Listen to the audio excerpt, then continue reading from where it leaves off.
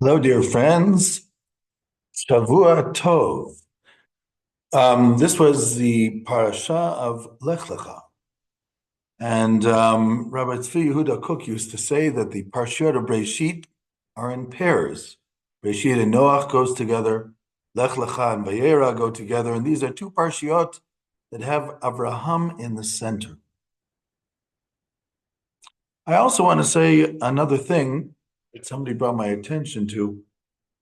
The Talmud says in Sanhedrin, in the name of Rav Katina, Shita alfei shnin have alma charuv, means 6,000 years will be the course of history, and 1,000 years destroyed, which some of the Gaonim explained to me to be as the world would transform itself to something else.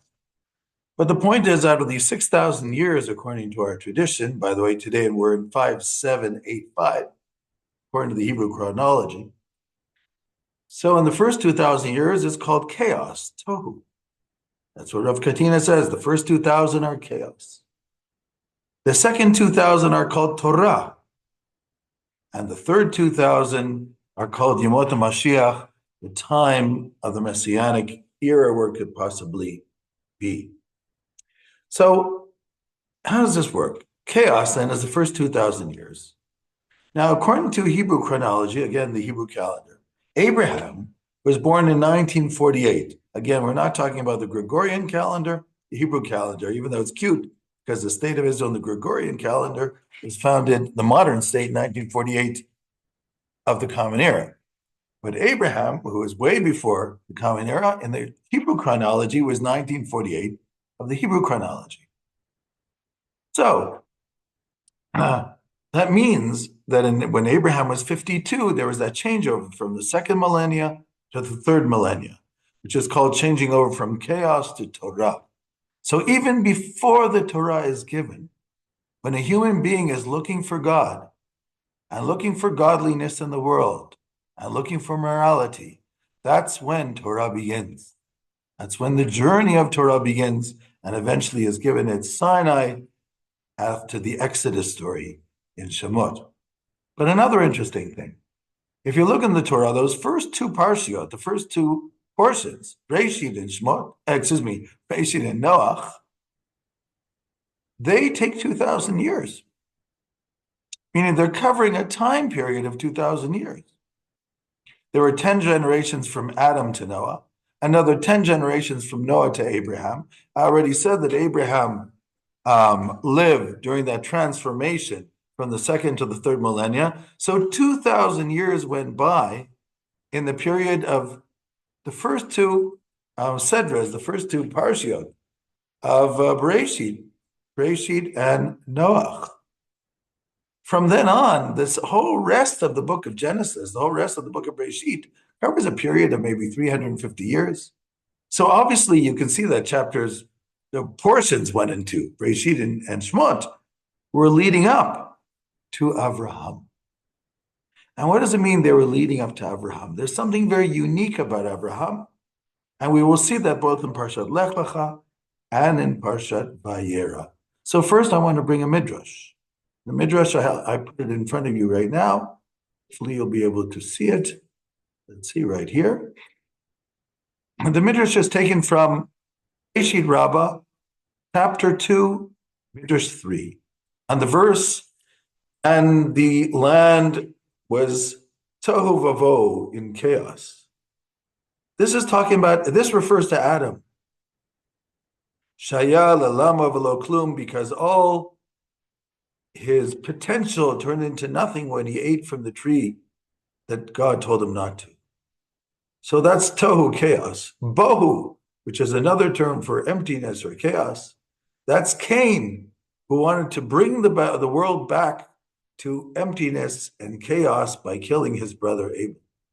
Again, you have this concept of chaos being something which is moral chaos, but that's another discussion. Choshech, which is darkness. This is the generation of Enosh, because they wanted to turn to idolatry. According to Chazal, or sages, they turned to idolatry. Al Pnei Tehom, over the abyss or over the waters, this is the generation of the deluge, of the flood. As it says that all the Mayanot Tahom, the springs that come up from deep in the earth, which is also the term Tahom, like the abyss, opened up and the water came out. Ruach Elohim rachevet al pnei hamayim, when it says in Genesis that the Spirit of God hovered over the waters, this is when God stopped the deluge, and it says that the Spirit of God hovered over the land again. And then God said, let there be light. That's Abraham. Because Abraham is the one who breathes light into the world, and he called that light day, that is Jacob, etc. So according to this midrash, Abraham is called let there be light. God was looking for somebody who would bring light into the world, and Abraham is the person. Abraham is the one who seeks God. According to the midrash, in his youth, he was wondering why everybody praying to idols. And by the age of 40, he realized there's only one master to the universe, and God appeared to him and said, yes, now leave your house and your homeland and go to the land which I will show you. Now, there are a lot of interesting things in Lech lecha. And I might have addressed this before, but I'd like to address it. If I haven't addressed it before, I'd like to address it again. And this is in parsha Lech lecha. And that is the unusual story of the 4 kings against the 5 kings, which we find in chapter 13. So in chapter 13 of Bereshit, Genesis, you have this very unusual story. Chapter 14. Vahibi me Amraphel, in the time of Amraphel, the king of Shinar. Shinar, by the way, is another name for Babylonia. Ba'aryoch melech elasar. In fact, I think I will show you these places. One moment. As I said, it's Genesis chapter 14, Bereshit chapter 14. I thought I'd show it in word. During the days of Amraphel, the king of Shinar, and Shinar is one of the names for the Mesopotamia or Babylonia. Arioch, the king of Elasar, Kedarlaomer, king of Elam, Elam another connotation for the areas of Babylonia, and Tidal, the king of Goyim. They made a war. Goyim means many nations, so he's a king over many nations. They made a war with Bera, the king of Sodom, Birsha, the king of Amorah, Shinav, the king of Admah, Shemever, the king of Zeboyim, and the king of Bela, and the king of Bela, which is also Soar, meaning the count of Bela is also called Soar. Now, what's going on here? These kings come in from the north, and they basically go to war with 5 kings in the area of the land of Israel of today. All these came up as allies to the area of Sidim, which is called Yam HaMelach, which is called the Dead Sea today, or the Sea of Salt. So, because the 5 kings lost, the 4 kings subjected them to taxes. 12 years they had to serve Kedarlaomer and pay tax. In the 13th year, the 5 kings of the south rebelled. And then Kedarlaomer, who was the biggest of the 4 kings, with his colleagues, they want to teach them a lesson. What do you mean you're not going to pay tax to us?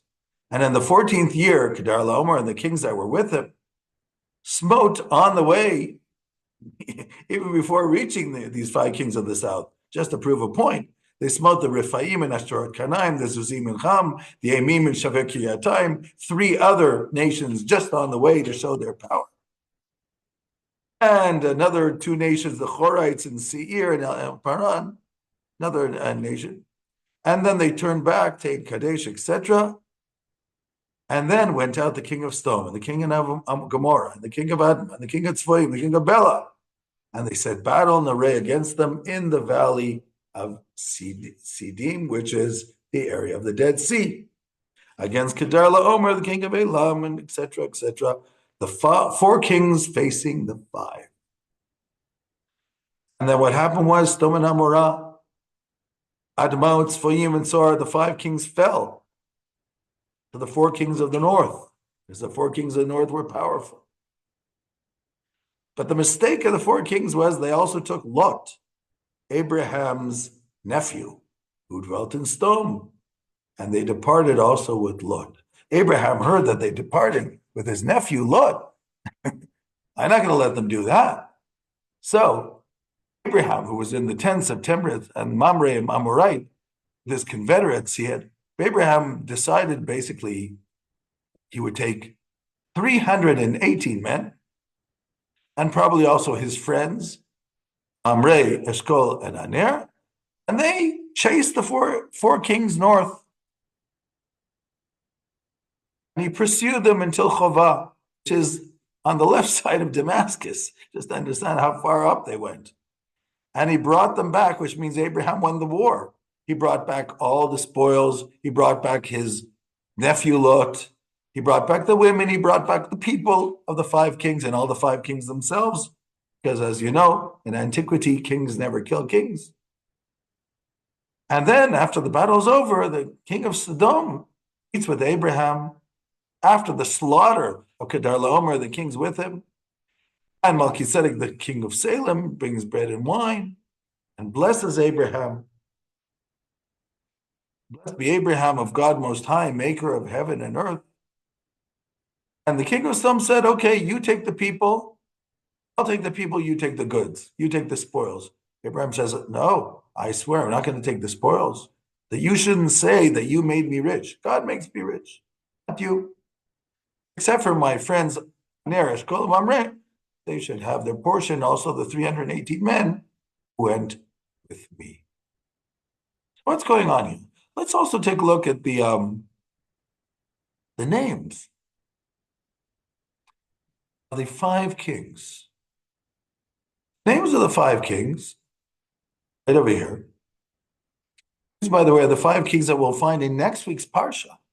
King of Sodom, king of Gomorrah. Remember, next week's parsha, they're not like the nicest, slightly corrupt and evil. And even look at their names. Bera has the Hebrew word ra, which means evil. Birsha is in the Hebrew word rasha, which is an evil person. Shin Av, Rashi says, comes as the word Sonei Av, hates his father, beat his father in heaven. Shem Aver, according to Rashi, means that some Aver, he wants wings to fly, to fight against God. Bela, to swallow up. Not great names. It looks like the text is hinting to the fact that these were not good kings that were saved. But by default, Abraham saved them because he wanted to save his nephew, Lot. What's the point of what's going on here? The first thing we can learn from this week's parsha, Lech lecha, in the battle of the 4 kings, is how God works. We know from next week, in Vayera, in the following chapters, that Sodom, Amorah, Admah, Tzfoyim, and Sor were really bad cities. They did evil things. Next week's parsha, God is going to say to Abraham, Tza'akat Sodom v'Amorah, Rabbi, the screams that I hear from Sodom v'Amorah are too immense. V'chatatam ki kavda ma'od, and their sin is very heavy. Unfortunately, I'm going to have to go down and see and destroy them. So, the first thing we can learn from this is that God prefers not to do miracles. He prefers to do the retribution through the course of natural history. So, you had 5 towns, and these 5 towns were not good towns. So, you don't do miracles necessarily destroy them. You arrange that these 4 kings from the north decide that they need more money. They subjugate these kings in the south. They overcome them. They force them to pay taxes, knowing that the kings of the five towns, kings will not like paying taxes. And after 12 years, enough is enough. In the 13th year, they rebel. Then the 4 kings will come, destroy the 5 kings, and then these evil kings will be gone. And that will happen in the natural course of history. God won't have to do anything else. He just plants these ideas in human heads in order for it to happen. Okay? So that's the first thing we understand, that God works behind the scenes when he wants to see justice happen in the world, when he feels that things are getting out of hand. Who interfered with God's plan? Abraham. Not on purpose. He didn't know that was God's plan. He just went to save Lot, his nephew. The only way he could figure out how to save Lot, because he was taken by the four kings, was to knock out all the four kings with his 318 guys and his three other confederates who maybe had some of their own people too. But that's the only way he knew. And then he went back and he brought back the five kings and he told them, go back to your homes. So he interfered. And next week's parsha, it seems that these five kings went back to their evil ways because bad habits die hard. And God will tell Abraham in next week's parsha, Abraham, unfortunately, I have to break it to you, that Stoma, Murad, Matzvaim are really bad towns. And I hear screaming all the time, and there's evil there and sin, and I got to get rid of them. So what's going on here? What's going on is like this. Lesson number one, God works behind the veils, behind the scenes, and sometimes manipulates history so that the bad guys are God. Just to help mankind every now and then, to facilitate the world going in the right way. So as I said, he plants this idea in the four kings to overcome the five kings, to charge them taxes, and in the end, it forces the five kings to rebel because they're too arrogant or whatever. Who would want to pay tax all the time anyhow? And they do rebel, and then they're slaughtered, or at least they lose in the war. And then all of a sudden, Abraham interferes. So why doesn't God say to Abraham, Abraham, excuse me, I have a plan here that you're ruining? I'll tell you why.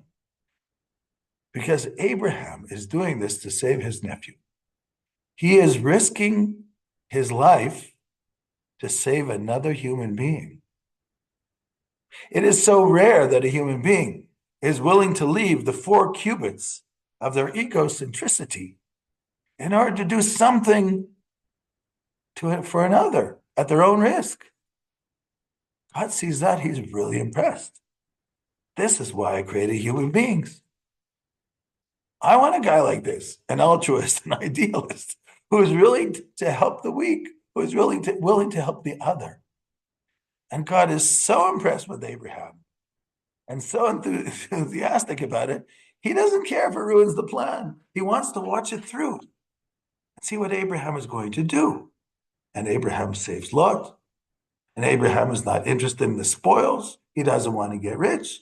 He just wants to do the right thing.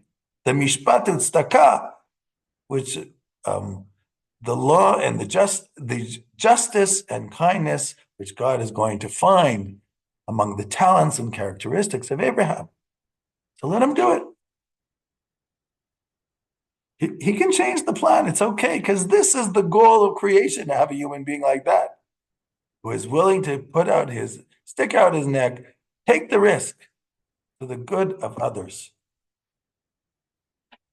Unfortunately, in the next week's portion, next week's parasha, Vayera, God is going to have to break the bad news to Abraham that unfortunately they went back to their old ways. Now I have to destroy the 5 towns. So now we understand why the text says that God says to Abraham, God says, Abraham, can I hide or cover up what I'm doing from Abraham, that I want to destroy these towns? And Abraham's going to be a great nation. But it's not just because he could be a great nation, because Abraham saved their necks. So God wants to explain to Abraham why he has to do what he has to do. Meaning you saved them, that's okay. All you wanted to do is save Lot, your nephew, I got that. But unfortunately, I have to destroy them now because the course of history had to change. And instead of them dying in a natural way, I have to do it a supernatural way. Is that okay, Abraham? Next week's parsha. And Abraham will say, but God, you are the judge of all earth. Is there not 50 righteous people among those 5 cities? God says, no, I wouldn't have destroyed them if there were 50. 45? No. 40? No. 30? No. 20? No. 10? No. Abraham is probably a little in shock, but doesn't say anything, walks away. And of course, God destroys Sodom and Gomorrah, and Lot is saved by the 2 angels, if you remember the story. So how do we know the names of the 5 towns? It says in Deuteronomy, in the book of Devarim, in the parsha of Nitzavim. It says, Mahapechat Sdom va'Amorah Dma u'Tzvoyim shehapach Hashem be'apo u'bechamato. And I will find you exactly, which means, and this is taken from Deuteronomy 29:22, which means, just like the destruction, Sdom and Amorah, and Admah and Tzvoyim, those are 4 of the 5 towns that God destroyed in his anger. So it actually talks about the 4 towns. Zoar, what happened to the 5th? We know what happened to the 5th. Lot came to the town of Zoar, and he asked the angels if they could spare the town because it's a small town, and they agreed to spare the town. But then Lot, when he saw the destruction, he ran up to the mountain anyhow. So this is the point. God, in the end of the day, the GPS of history had to destroy Sodom and Gomorrah. The interference of Abraham is because God gets excited when human beings are willing to help other human beings, and he wants to see it happen because that's the goal. Not like Noah, who just did whatever God said and didn't warn the people, but like Abraham, who was actually willing to go out there and take the risk in order to make the world a better place. And therefore the Midrash says, by he or let there be light. That's Abraham. Because this is what brings light into the world when human beings are willing to do the right thing, not for personal benefit, just to see a better world. Shalom, shalom.